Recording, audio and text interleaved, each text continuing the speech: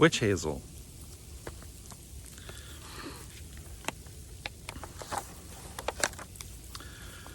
Bill, Bart, and Johnny were brothers, and Johnny was the youngest. They lived in a little cabin in a little clearing in the middle of a wild wood.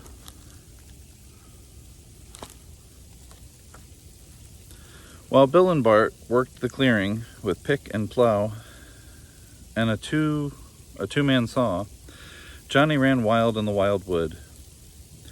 He listened to the wind whisper its strange secrets in the branches of the hemlock trees and knew the wood for a place where anything might happen.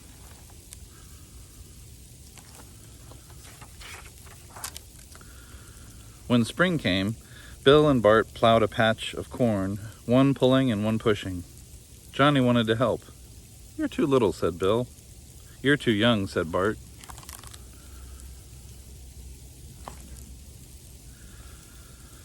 But they were fond of Johnny, so they gave him a handful of pumpkin seeds. Johnny dug a hole and dropped the seeds in one by one.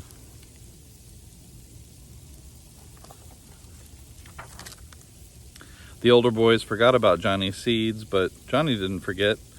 Every day he poured a cupful of water over the dirt, and down in the ground, dark and moist and silent, life stirred in the slumbering seeds.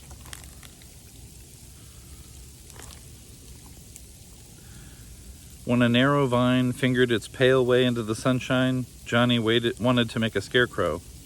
"To save my pumpkin from the birds," he said. "You're too little to make a scarecrow," said Bill. "You're too young," said Bart.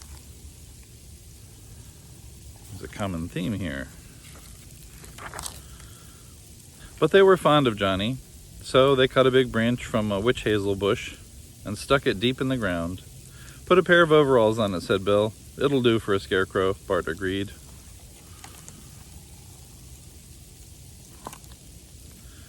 Johnny got a burlap sack from the barn.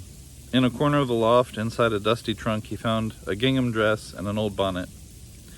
"Hazel will keep the birds away from my pumpkin," said Johnny.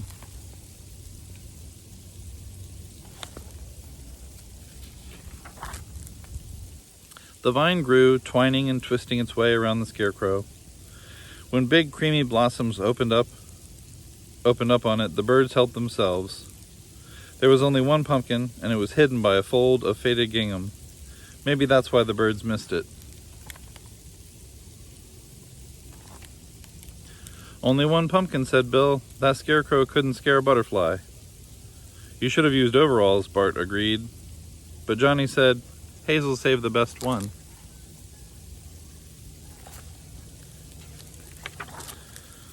During the long hot days, the brothers' cornstalks reached toward the summer sun. The one pumpkin grew from the size of a teacup to the size of a teapot. Autumn came, the corn ripened, sweet as sugar, and the one pumpkin turned from greenish gold to orange.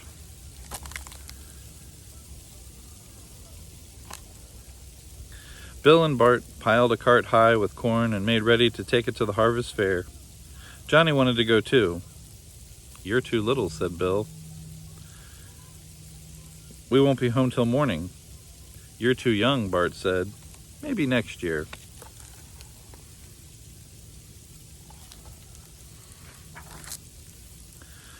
But they were fond of Johnny, so they offered to... It's kind of a backhanded comment. The compliment. "You're too young. You're too little. But we like you," so... They offered to sell his pumpkin at the fair. "Though it's only a one-pie pumpkin," Bill told them. "Someone might pay a penny for it," said Bart. Johnny shook his head. "Hazel saved the best one," he said. "It's not for sale." After the brothers had set off, one pulling and one pushing, Johnny picked the last yellow flowers off the witch hazel bush. He stuck some in the rim of Hazel's bonnet and wound some through her buttonholes. The rest he wove into a chain of yellow blooms and slipped it over the burlap head. He turned an apple crate on end and placed the one pumpkin on it in a nest of hazel leaves.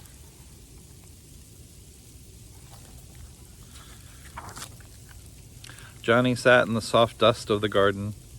He listened to the wind whisper through the dry cornstalks and watched a beetle run up a gingham sash. When the first stars blinked open in the darkening sky and the wind grew cold, he went into the cabin ate his dinner, and went to bed. He woke in the dark. Outside, the wind whistled and moaned, and the branches of the hemlock tree rubbed against the cabin roof. Scritch, scratch, scritch, scratch. Johnny padded across the wooden floor and stood listening. The wind sang down the stone chimney. Aye.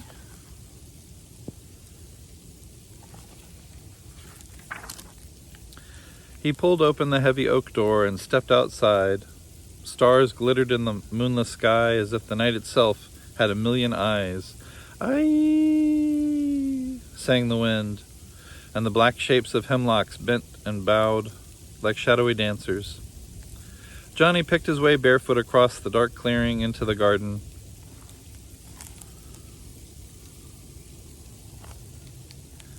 She stood in her gingham dress, rocking back and forth to the music of the wind. Held in her bent brown arms, the one pumpkin glowed softly.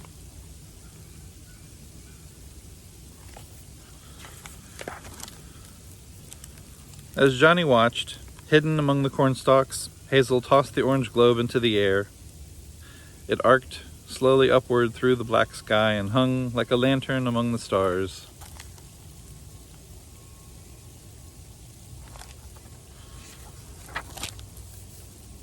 Aye, sang the wind.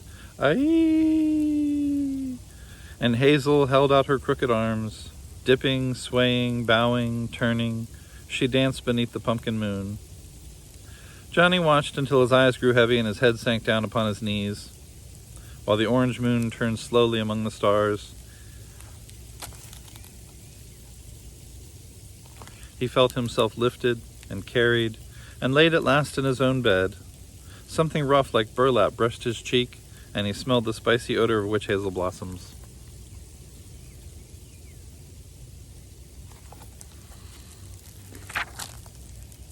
When he opened his eyes, bright sunlight was streaming through the window. During the night, a windstorm had littered the clearing with small branches torn from the trees. In the garden, Johnny found pieces of broken pumpkin shell and a pile of yellow pulp next to an overturned apple crate. Hazel was gone.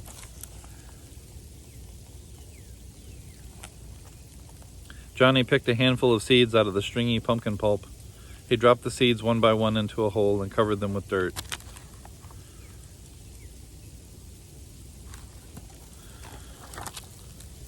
The older boys were surprised to find Johnny already working in the garden.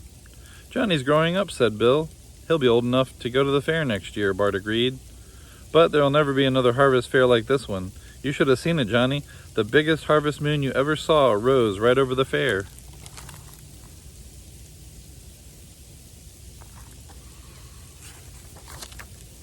"Biggest orange moon you ever saw," said Bill. "There will never be another harvest moon like that one." "Never," said Bart.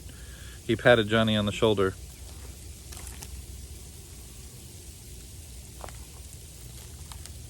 "Never," said Bill. He picked a yellow flower out of Johnny's hair.